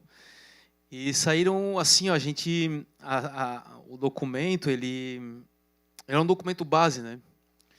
Ele tem uma crítica à situação, mas ele acaba também trazendo a proposta de como resolver. E eu estou aqui, Paulo, com todos os ofícios que a gente vai agora encaminhar aos órgãos estadual, federal, para que a gente consiga alcançar aquilo que está colocado aqui como o nosso horizonte, né? Então, e é claro, a indignação nos move, como foi colocado ali, né? Então, é isso, que tenhamos, né, essa indignação dentro da gente como motor para a transformação. Vou chamar o Christian agora, ele que vai fazer uma fala, e depois do Christian tem a Tiele, tá programado.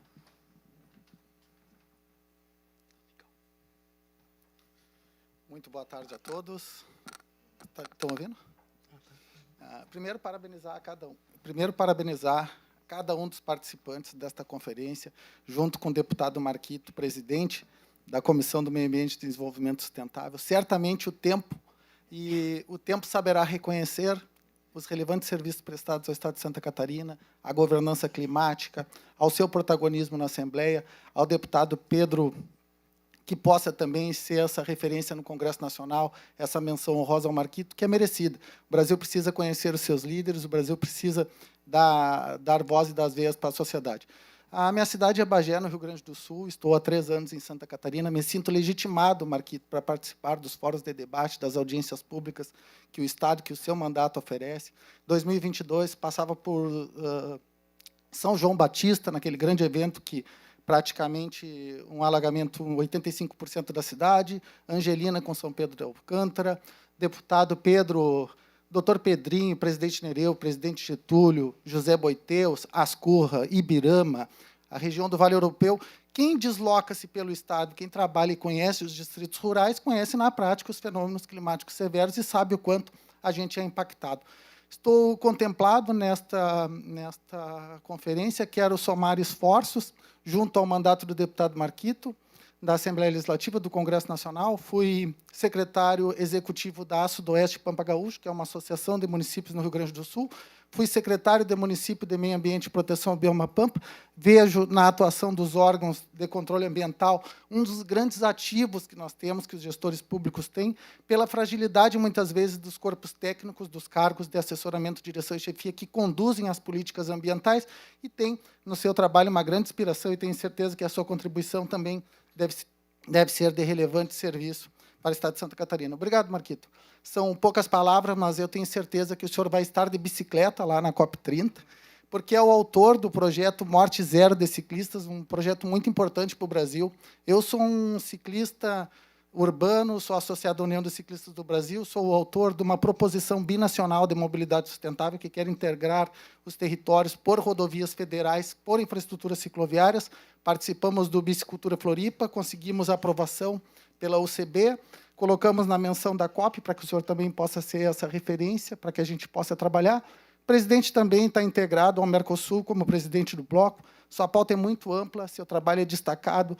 Quem soma-se ao mandato do Marquito, quem está do seu lado, sabe a força que tem e sabe a sua atuação. O protagonismo está conosco. Muito obrigado. Obrigado, Cristian. Obrigado pela contribuição. A Tiele agora e depois o Leon, está inscrito.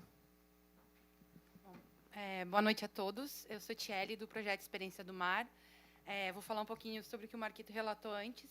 Meu projeto vai completar 6 anos e, no dia 1º, eu completei 1 tonelada de lixo retirada da Praia da Joaquina, do costão e do mar. E tudo isso sozinha, com as minhas próprias mãos, sem nenhum patrocínio, sem nenhum incentivo.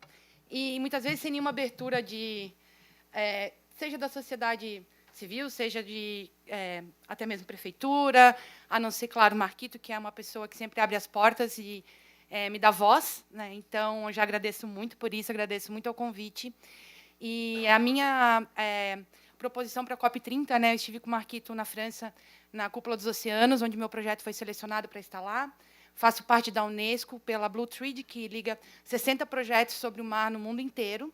O meu projeto foi selecionado aqui no Brasil com mais 2 projetos. E também faço parte da Deep Blue, que também é uma outra ligação que eu tenho com países da Europa, Estados Unidos, praticamente global, né? E o que eu peço é que o Marquito leve a fala do mar, das mulheres do mar, principalmente para a COP30, porque o mar ele é um lugar que é majoritariamente masculino. A gente só ouve falar dos pescadores, a gente só ouve falar do mar, muitas vezes, para uso, digamos, esportivos, e sempre protagonismo masculino. E Florianópolis precisa abrir os olhos para as mulheres do mar, para quem trabalha por isso, para quem está atrás do pescador, cuidando da casa, e muitas vezes tendo uma segunda renda, seja ela fazendo seu birro, seja ela fazendo sua faxina. Então, hoje eu estou em contato com muitas dessas mulheres que vivem da pesca diretamente, ou que vivem através dos seus maridos, ou das suas comunidades. Então, eu acho que Florianópolis precisa desvirar as costas para o mar, porque, infelizmente, a nossa cultura ela é mais virada para o centro e de costas para o mar. Então, a gente vê isso que está acontecendo. Praias poluídas, sem saneamento, muito lixo e um turismo desenfreado que traz mais danos do que contribuições benéficas aos meus olhares aqui para a ilha. Sou moradora da Joaquina há 25 anos, já me sinto uma catarinense de coração, porque eu vivi mais parte da minha vida aqui. E é por Santa Catarina que eu luto, e é pelo mar que eu luto. Então, eu já faço convite para quem não conhece meu projeto, Experiência do Mar no Instagram. Quem quiser participar, ajudar, incentivar, ou até mesmo vir a patrocinar alguma das ações, eu agradeço muito. E, mais uma vez, às autoridades, muito obrigado pela abertura. E sempre falo também que as pessoas acham que uma andorinha não faz verão, então uma pessoa sozinha recolhendo lixo é o mesmo que nada. Mas eu estou aí para provar que 1 tonelada de lixo saiu das praias pelas minhas mãos.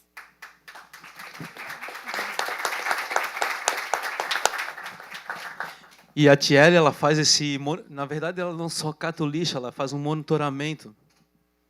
É um monitoramento popular, vamos chamar assim, um monitoramento... É um monitoramento ambiental social. Isso. Então, além de estar fazendo essa parte do teste, eu pago as pichações. Então, esse ano eu já paguei 18 pichações do Parque Lítico da Joaquina, que é uma dor que a gente enfrenta há muito tempo, né, com vandalismo. Eu também ensino as novas gerações que estão vindo aí de pessoas que tiram mariscos, né, que são os marisqueiros, a fazerem isso de uma forma mais justa com o meio ambiente, né, sem o uso da cavadeira, fazendo a inserção manual da retirada do marisco, a conhecerem as algas, a preservarem aquilo que está em volta deles, para que a gente permaneça com mais tempo, né.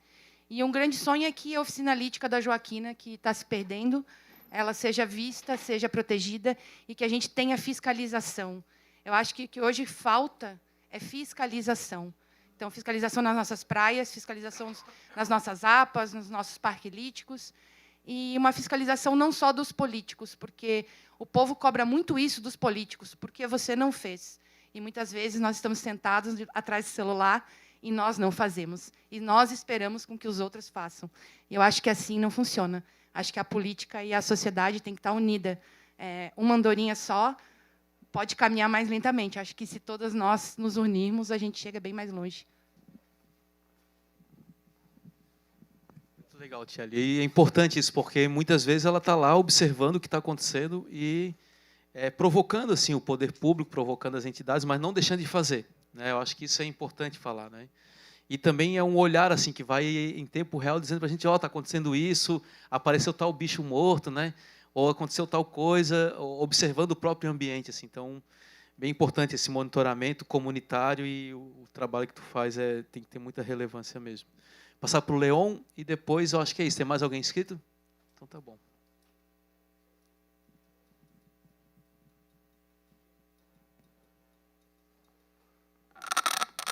Olá, pessoal, boa tarde. Eu me chamo Leonard Bravo Zaibut, eu também sou conhecido como drag urbana nas redes sociais, por fazer uma drag queen que é professora de urbanismo e demonstra principalmente a realidade das cidades e especialmente de Florianópolis, da ilha de Santa Catarina, né?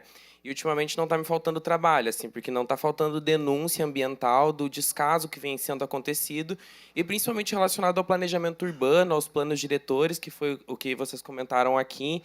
E, nesse sentido, acho que esse evento ele é uma esperança assim, de mostrar para a gente também que as representações legislativas elas propõem coisas positivas, porque, ultimamente, o que eu ando notando são muitos ataques, e especialmente do Poder Legislativo, para a nossa natureza, né? Então, esse relatório trazer como uma das conclusões as unidades de conservação, a ampliação dessas unidades de conservação é muito importante para a gente, assim, que está ali lutando pelas causas ambientais, porque o que a gente está lutando é exatamente por isso, é para manter as que ainda existem, né? Aqui em Florianópolis, a gente está recebendo diversos ataques para deslegitimar isso.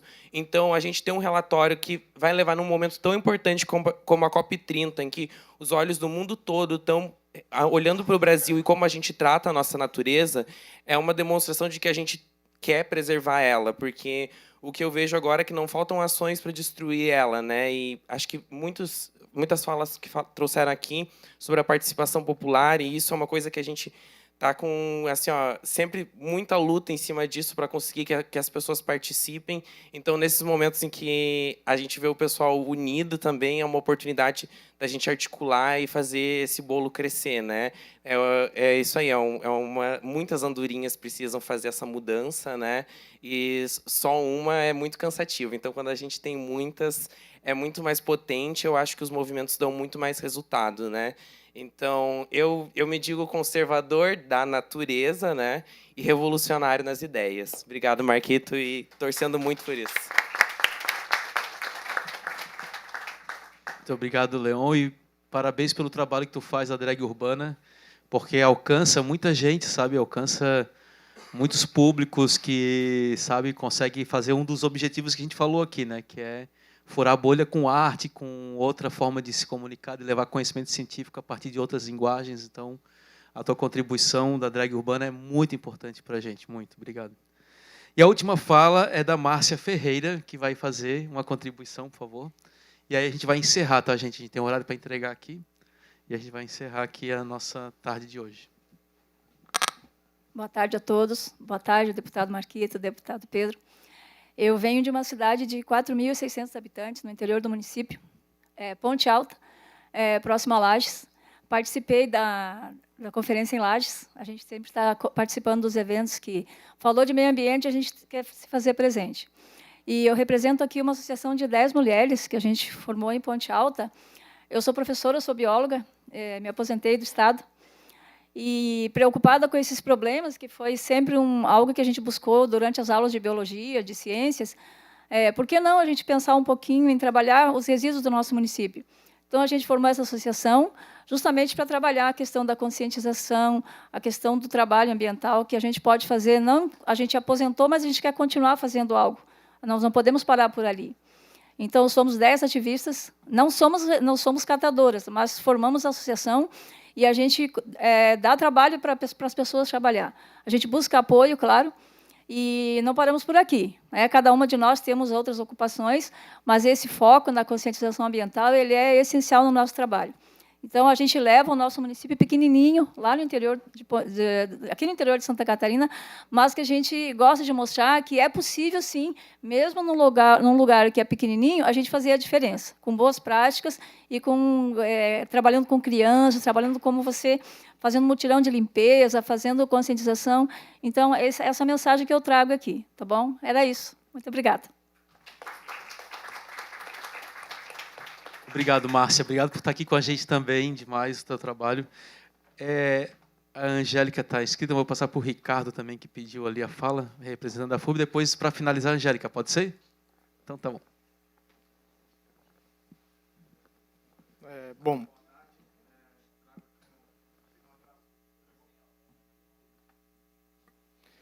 Agora sim, beleza.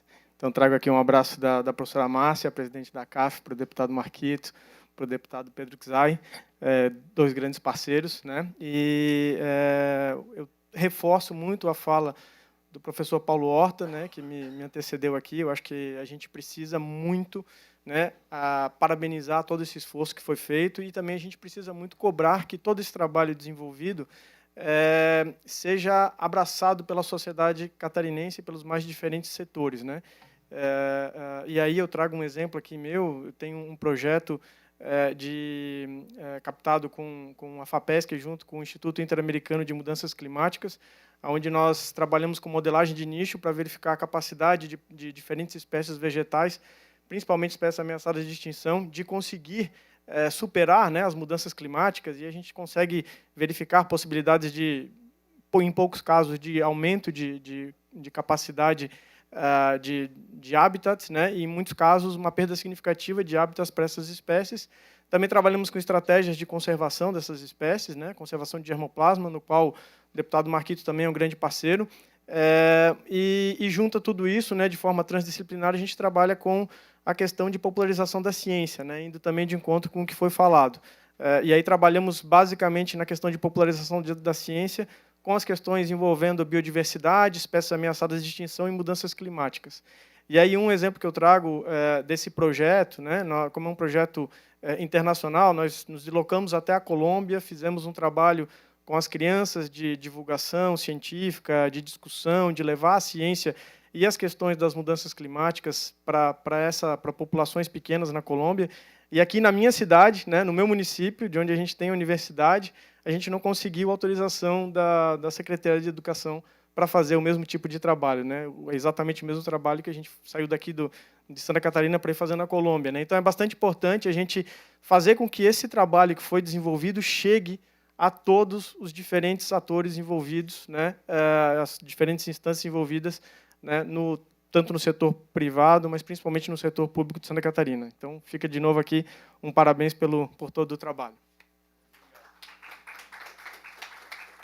Obrigado, Ricardo, por estar à frente, professor super competente ali da FURB e agora está nessa tarefa também administrativa aí né, para todo o conjunto das universidades, né, e uma importância tu tá ali. E ele traz um relato, assim, que é aquilo que o relatório também conseguiu trazer, sabe, que é o negacionismo, né, impedido de fazer um trabalho de educação climática por um negacionismo, né? Então, acho que isso é muito sério, assim, isso compromete, né, as possibilidades, né? Então, importante. Eu vou chamar agora aqui a Angélica, porque já estão me olhando ali para finalizar. Oi. Tá funcionando? Tá. Não, eu até não queria falar, mas eu me sinto obrigada a falar. Eu sou professora aposentada da UFSC, bióloga, geneticista, bióloga molecular, ou seja, não sou da área ambiental, mas eu acho que todos somos. Estou participando do movimento Verticalização Não, da ilha, e realmente eu vi no relatório de vocês que isso verticalização não é o que chega de prédios, tá? Prédios altos.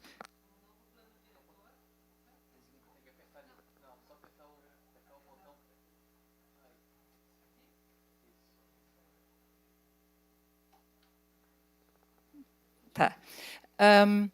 Com o novo plano diretor, os prédios agora podem ter alturas assim muito, muito acima do gabarito original, aqui em Florianópolis, e tudo vai se refletir que nós vamos começar a entrar muito no caminho de Camboriú ou coisa assim semelhante em praias como Campeche, Jurerê e várias assim da ilha em geral.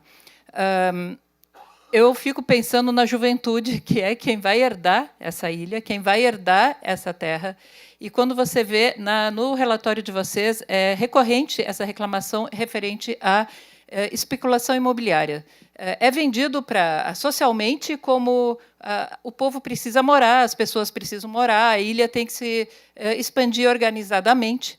Só para dar uma ideia, todo o sul da ilha, no momento, não tem saneamento, sistema público de saneamento, nós temos ainda uma água bastante restrita, etc. Mas, independentemente disso, a quantidade de prédios e a altura de prédios que estão sendo permitidos com outorga onerosa, inúmeros incentivos urbanísticos, fruição pública e áreas de desenvolvimento incentivado, que são ruas onde realmente essa verticalização pode ser ainda mais alta, e depois vai 100 metros até não sei quanto, 250 metros, ainda pode ser mais alto que o gabarito, é algo que assusta. E eu acho que uma coisa que ninguém pensa, eles estão pensando em centralidades, tá? Centralidades, cada praia vai ser uma centralidade onde você alcança tudo a pé, de preferência sem precisar carros. Boa parte dos prédios já não precisam de apartamentos até vários tamanhos, não precisam mais reservar vaga para garagem. Então, assim, o que poucas pessoas pensam que o tempo de duração de vida de um prédio é entre 50 e 100 anos. Tá? E tem uns que duram muito mais se forem feitos com tecnologia de ponta, e garanto que a maioria que não vai ser feito com essa tecnologia. E o que vai acontecer daqui a 50 anos com esses prédios corroídos em praias, principalmente pela alta salinidade que tem em praias que tem muitas ondas, como são aquelas que estão para o mar aberto, tá?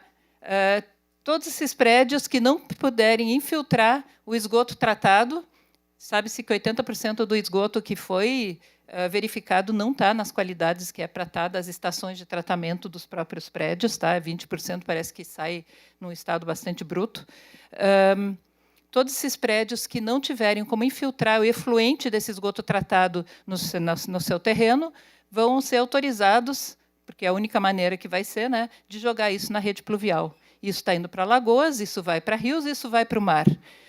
Todas as praias que foram verticalizadas, se vocês forem ver, elas se tornam não balneáveis ou mal balneáveis em pouco tempo. Então, assim, isso é uma emergência, que por isso que eu me obriguei a vir aqui falar agora, isso é uma emergência que não tem tempo para esperar. Olha, dia 29, eu gravei, dia 29 de julho saiu uma matéria no ND, onde menciona que o Sinduscom falou que estavam em construção no sul da ilha, mais de 470 residenciais, ou seja, entre prédios e loteamentos, em construção. 74% no Campeche, 19% no Morro das Pedras, e tudo sem sistema de esgoto. O tratamento vai ser pelos prédios. Então, assim, a mobilidade, as ruas já estão entupidas agora, as ruas não têm essa capacidade. Eu não faço ideia. Para mim, é o colapso certo, e é uma coisa assim. Você constrói um prédio, não tem como voltar atrás, não é um prédio, são muitos ao mesmo tempo. Então, isso eu só queria dizer, e nós precisamos de movimento, e nós precisamos de jovens falando, porque eu acho assim, ó, o plano diretor ele abriu muitas brechas, ele deixou muita coisa para ser regulamentada por decretos. Decretos nem passam pela Câmara de Vereadores. São publicados, poucos leem. As próprias leis, eu não sei se eles leem tudo que tem ali. Mas o caso é que temos um grave problema que a gente tem... Parece que só os vereadores do PT e do PSOL, tá, votam contra esses projetos de verticalização, e eu não sei se os outros não se deram conta do que está acontecendo, que eu não acredito que os vereadores da base, que também são impactados, suas famílias, seus territórios são impactados, que eles realmente entendam o que está acontecendo.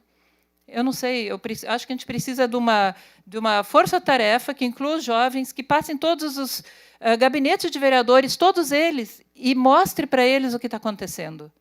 A gente se dispõe a mostrar os materiais, a expor para vocês fazerem isso. É um SOS. Obrigado, Angélica. Muito bom. Isso aí. Gente, temos 5 minutinhos. Vou passar aqui para fazer a fala final, e aí eu vou passar para o Pedro, que vai finalizar o nosso trabalho. Quedetil, por favor.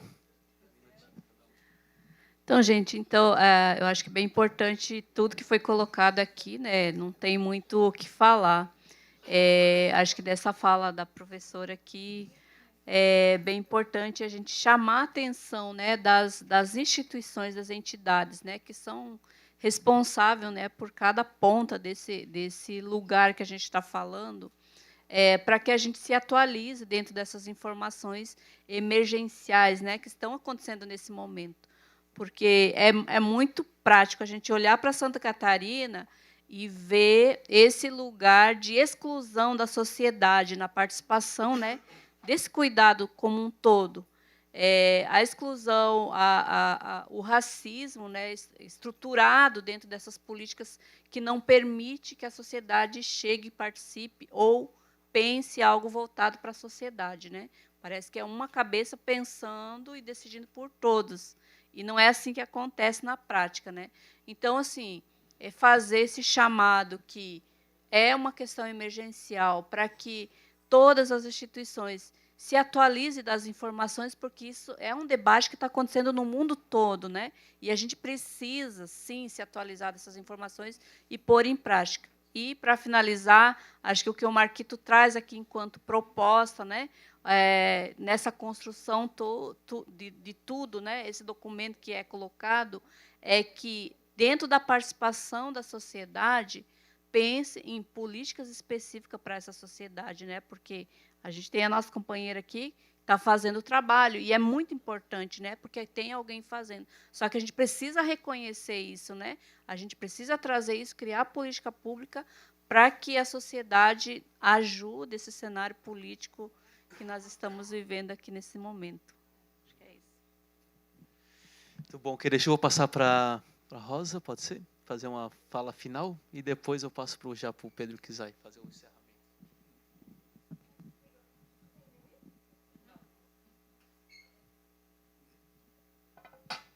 Consegue me ouvir? Sim. Boa. Pessoal, eu só queria agradecer mais uma vez pela oportunidade de fala, de espaço. É muito legal a gente estar aqui e ser reconhecido, assim, como vocês conseguiram fazer esse trabalho exemplar de reconhecer cada uma dessas comunidades que estão aqui, que trazem pautas extremamente importantes. Então, parabenizar cada um de vocês que estiveram envolvidos nesse trabalho. Isso aqui é um exemplo de um futuro coletivo que a gente está construindo. Então, assim, estou muito, muito feliz de ter integrado isso, de estar participando disso aqui. Isso aqui realmente é muito inspirador, e eu espero que os nossos jovens sigam esse passo desse relatório que é inclusivo e que traz a realidade de muitas pessoas, a demanda de muitas pessoas para uma crise que está acontecendo agora e que a gente precisa falar sobre isso, e é uma urgência. Obrigada. Como tu foi feliz, Marquito, botar a Rosa Maria aqui, a Querechu, e acho que esses diálogos todos dão uma síntese de como é bom construir coletivamente nessa solidariedade ambiental e até política e institucional. Em segundo lugar, parabenizar, Marquito, toda essa experiência, e eu vou falar 3, 4 coisas muito rápidas, sem discutir nenhuma delas. No Plano Nacional de Educação, está lá o objetivo 8. Novembro nós vamos votar na Câmara, dezembro no Senado. A partir de janeiro, Santa Catarina vai discutir o Plano Estadual de Educação e os planos municipais. Acho que o teu mandato pode ser um dos mandatos protagonistas desse tema do Objetivo 8, para transformar isso em políticas públicas no estado de Santa Catarina e nos municípios catarinenses, para pegar esse material, transformar isso em possibilidade de ampliar ainda mais o que está previsto no Plano Nacional de Educação.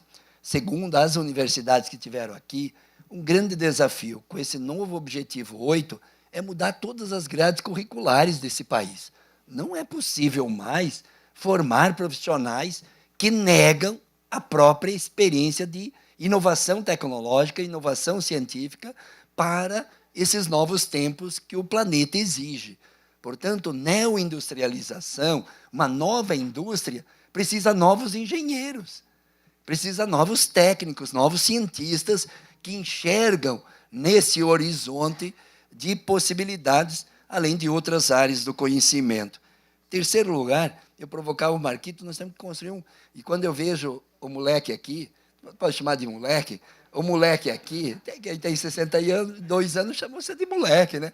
O moleque aqui fazendo tua fala, nós temos que efetivamente colocar esse tema na estrada.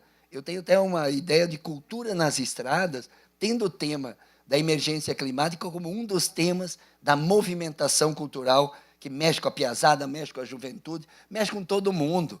E quem sabe daqui a um pouco, nessa cultura da estrada, vai ela lá dar um depoimento, vai lá falar, vem outro, todas as experiências que estão sendo construídas, ricas aí de esperança, de utopia. Não só a crítica que deixa a gente, às vezes, né, para baixo, mas também as coisas bonitas que estão sendo construídas, e são tantas e variadas de experiências.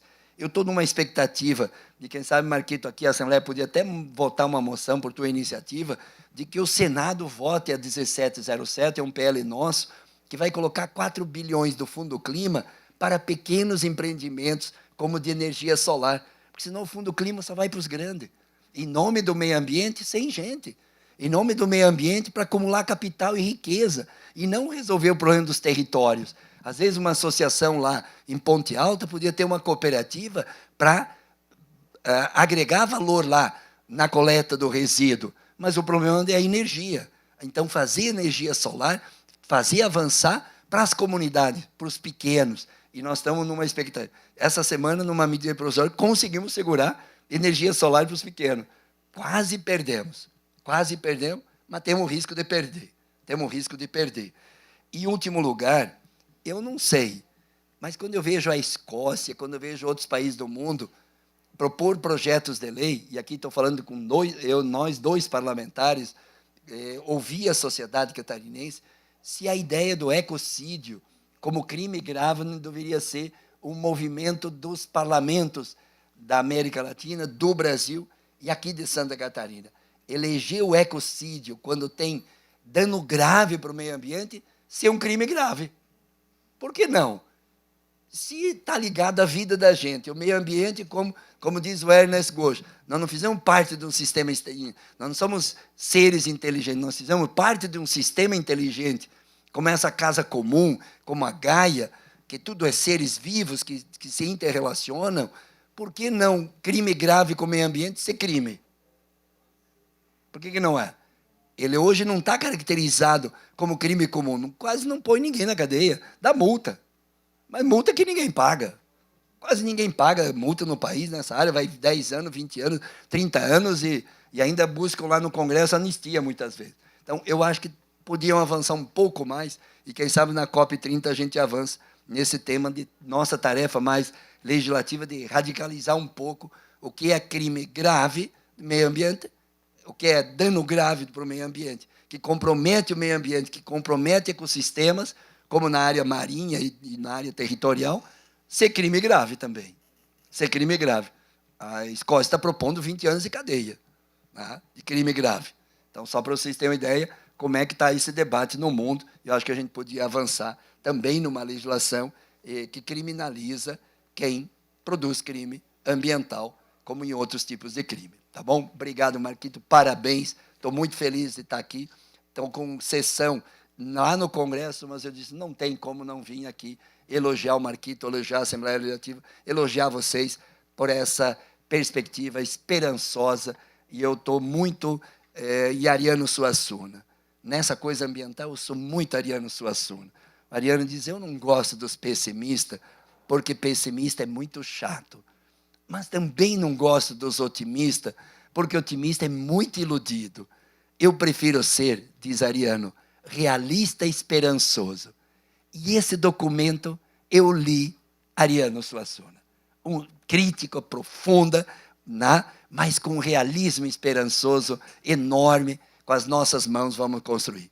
Viva Ariano Suassuna.